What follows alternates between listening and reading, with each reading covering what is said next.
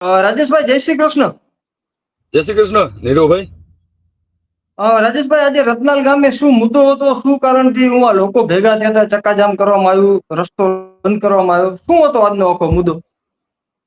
નીરુભાઈ, આજનો મુદ્દો તો રતનાલ ગામને આ તો એક પ્રશ્નો વર્ષોથીનું છે.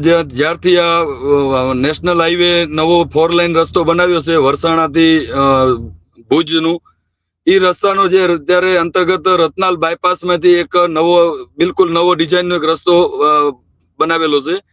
જેની ડિઝાઇનના કારણે અમારા એ બાયપાસની અંદર બાયપાસમાં 3 નાના નાના ગામડા અને વાડી વિસ્તારના રસ્તા જોડાયેલા છે. જે ચોકડી પડે છે, પહેલી ચોકડી આવે ભાદરોઈ ચોકડી, જે રતનાલ થી ભાદરોઈ રોડ જાય ત્યાં. બીજી ચોકડી આવે રતનાલ થી નિંગાર ગામ જવાનો રસ્તો છે. ત્રીજી ચોકડી આવે રતનાલ થી ચુબડક ગંઢેડ અને સામે ચંદિયા પાતિયા, એ બધા ગામડાઓને જોડતો એ માર્ગ છે. જે ચોકડીઓની ડિઝાઇનના કારણે એ હાઈવે ની કેપેસિટી છે 100 કિલોમીટરના સ્પીડની કેપેસિટી, જ્યાં 100 કિલોમીટરના આપ જાણો છો કે આજને બધું હેવી 4 વ્હીલો છે જે એકદમ ફટફાટ રીતે ચાલે છે. 100 કિલોમીટરના સ્પીડના કેપેસિટી વાળા હાઈવે ઉપર આજે લોકો ઇમરજન્સીમાં 150 ની સ્પીડમાં વાહનો ચલાવતા હોય છે. ક્યાંક ને ક્યાંક ઇમરજન્સીમાં તમે ને હું પણ ક્યાંક ને ક્યાંક હાઈવે પર આપણે ચલાવતા હોઈએ છીએ.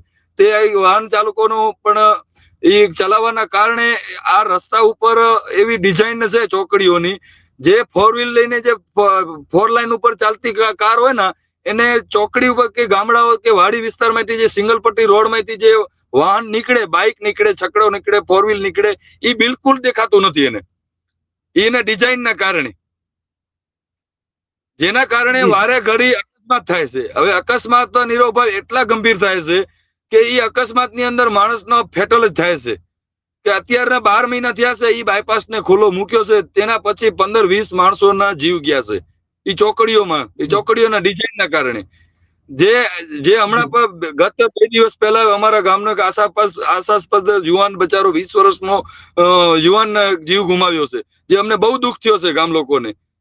જેના દુઃખના લાગણી અને આજે અમે રોડ ઉપર અમે અવારનવાર રજૂઆતો કરેલ છે કે ભાઈ આની ડિઝાઇનમાં ફેરફાર કરવામાં આવે, છતાં પ્રશાસન કોઈ એટલો ગંભીરતાથી લેતો નથી. જો આનું મૂળ કારણ જોવા જઈએ ને નીરવભાઈ, તો જયારે આ રોડ જયારે મંજૂર થયો તો 2017 ની આજુબાજુમાં આપણે વાત સાંભળી છે કે 2017માં આનો સર્વે થતો હતો. ત્યારે જો આના ઉપર જો ધ્યાન દેવામાં આવ્યું હોત કે ભાઈ આ અમારા રતનાલ બાયપાસ ની અંદર નવી જમીન સંપાદન કરો છો તો આનો ડિઝાઇન શું છે, ત્યારના જે જનપ્રતિનિધિઓ જો જાગૃત નીકળ્યા હોય 2017 ના આજુબાજુમાં અને 2020 ના ગાળામાં, તો આનો વર્ક ઓર્ડર નીકળ્યો તો આ રોડની ડિઝાઇન બધી તૈયાર થઈ ગઈ હતી 2020માં. ત્યારે જો એ ડિઝાઇન આમાં ફેરફાર કરાવી ગયા હોત તો આજે આ દિવસો ના આવ્યા હોત. પણ ખેર, જે થયું હોય. પણ હવે આ મોતનો સિલસિલો, જો અકસ્માતનો સિલસિલો આગળ વધુ યથાવત ન રહે, એના માટે આજે સમગ્ર રતનાલ ગામ એક થઈ અને આજે રોડ ઉપર આવી ગયા હતા.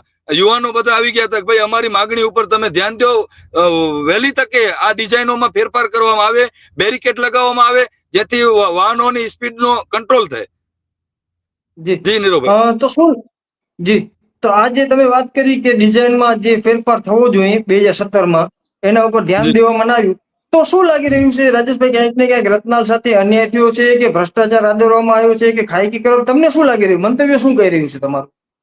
હું મારા અનુભવના આધારે કહું તો પ્રાથમિક ધોરણે જોવા જઈએ તો આની જે સર્વે કરતી એજન્સી છે ને, એ જ ભ્રષ્ટાચાર કરી ગઈ છે. બીજા નંબરમાં જયારે આનું આ રોડનું કામનું શરૂઆત થઈ ત્યારથી આ GR ઇન્ફ્રાસ્ટ્રક્ચરને એવો રોડને ખરાબ ક્વોલિટીમાં બનાવ્યો છે જેની કોઈ સીમ જ નથી. વારે ઘડી સાસવારે રોડ તૂટી પડે છે. એના જે ડિઝાઇનો છે, એનો જે મટીરિયલ વાપરવામાં આવ્યો છે એ બરાબર નથી વાપર્યો. એના જે ચિહ્નો આવે છે, આપણે હાઈવેના જે બધા ડ્રાઇવિંગ માટેના જે ચિહ્નો છે આરટીઓ માને કે ભાઈ લેફ્ટ સાઈડ, રાઈટ સાઈડ બ્રેકના, ચોકડીના સિંગલો, એ કાંઈ પણ અત્યારે નથી એક્ટિવ, જેનાથી ડ્રાઇવિંગ કરનાર ડ્રાઈવરને પણ વારે ઘડી આનો ભોગ બને છે. જી નીરવભાઈ.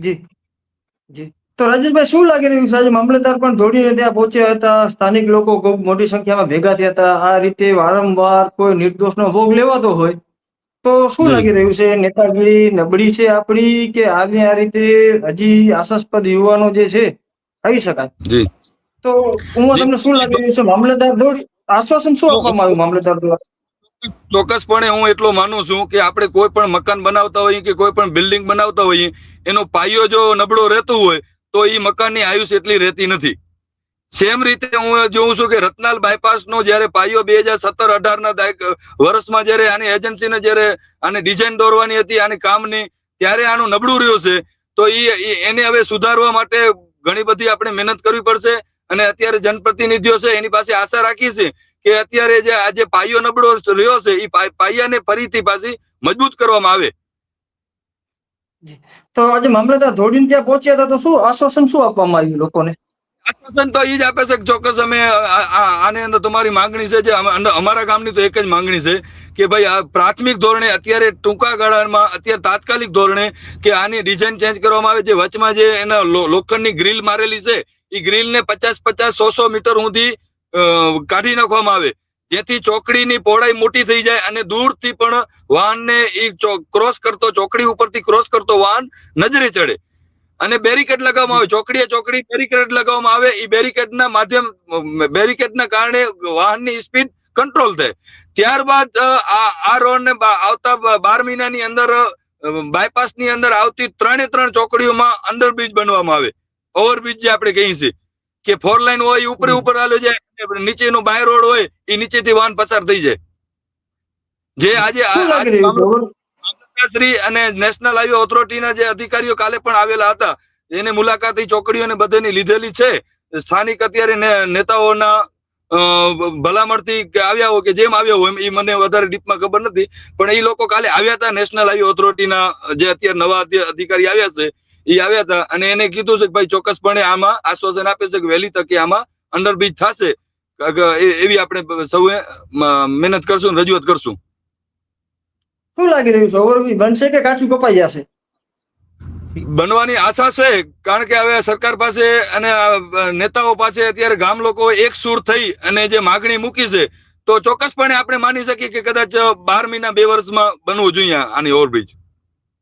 જી, અધૂરો રોડ અને તગડો ટોલ આ એક ફરજીવાળું કહી શકાય, કારણ કે રેલડી ઓવરબ્રિજ બન્યું નથી. ત્યાં કને એટલો ટ્રાફિક જામ થાય છે જ્યારે ટ્રેનનો સમય હોય છે. બીજું, વરસામેડી પાસે અત્યારે ઓવરબ્રિજનું કામ ચાલુ છે વર્ષોથી. તો એક ગાઈડલાઈન છે કે જ્યાં સુધી તમારા રોડ રસ્તા કમ્પ્લીટ ના થયા હોય તો કચ્છની અત્યારે ભોળી જનતાને લૂંટવામાં આવી રહી છે ખુલ્લેઆમ. તો રાજેશભાઈ, આ જે તગડા ટોલ જે વસૂલ કરવામાં આવ્યા હતા, તમારા દ્વારા એનો વિરોધ પણ કરવામાં આવ્યો હતો સ્થાનિક જગ્યા ઉપર જઈને, તો શું લાગી રહ્યું છે રાજેશભાઈ, અત્યારે આટલું લૂંટ મારી ખુલ્લેઆમ ચાલુ છે, રોડ રસ્તાના કામ 12 માસ, તમે ભુજ હાઈવે ઉપર નીકળો એટલે રોડના કામ ચાલુ હોય, કા એક સાઈડ થી રસ્તો બંધ હોય, કા બીજી બાજુથી રસ્તો બંધ હોય, અને અનેક જગ્યાએ ખાડા ગાબડા પડી ગયા. આ બધા વિષયને લઈ તમે કઈ રીતે જોઈ રહ્યા? નીરુભાઈ, મેં તમને અગાઉ પણ કીધેલું છે અને અમે કાર્યક્રમ પણ આપેલા છે, પણ હવે દુઃખની બાબત કહેવાય કે ભાઈ આટલા આપણે લોકોને સાથે રાખી અને એક અવાજ ઉપાડીએ છીએ, છતાં પણ જે આપણે પરિણામ મળવું જોઈએ એ નથી મળતું. અમે અહીંયા જયારે કુકમા ટોલ નાકે જયારે અમે વિરોધ કર્યો તો ભાઈ તમારા રોડમાં બધામાં ખાડા છે ને તમે આવડા મોટા ટોલ વસૂલો છો, તો આ ખાડાઓને તમે ભરપાઈ કરો ને પછી ટોલ વસૂલો.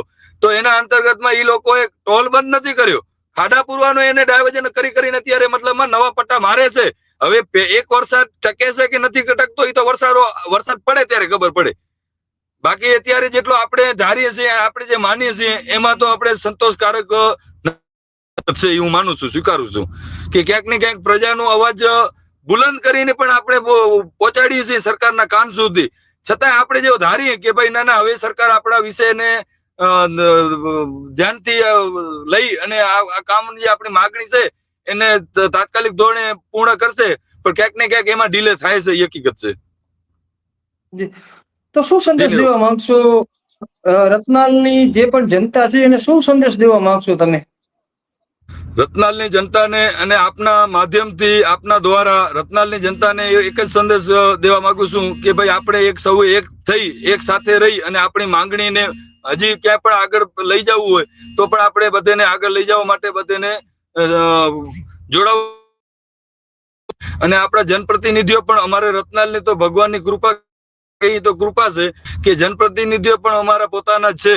તો એ અમારા જનપ્રતિનિધિઓને પણ અમે એક લાગણી અને એને માગણી કરીએ છીએ કે ભાઈ અમારે આપણા જે ગામનું જે બાયપાસ નો જે મુદ્દો છે, જે આમાં જે અંડરબ્રિજ બનાવવાનું છે, એ અંડરબ્રિજ ની માગણીને તમે વહેલી તકે ઉપર લેવલ જ્યાં પહોંચાડી અને વહેલી તકે આના અંડરબ્રિજ થાય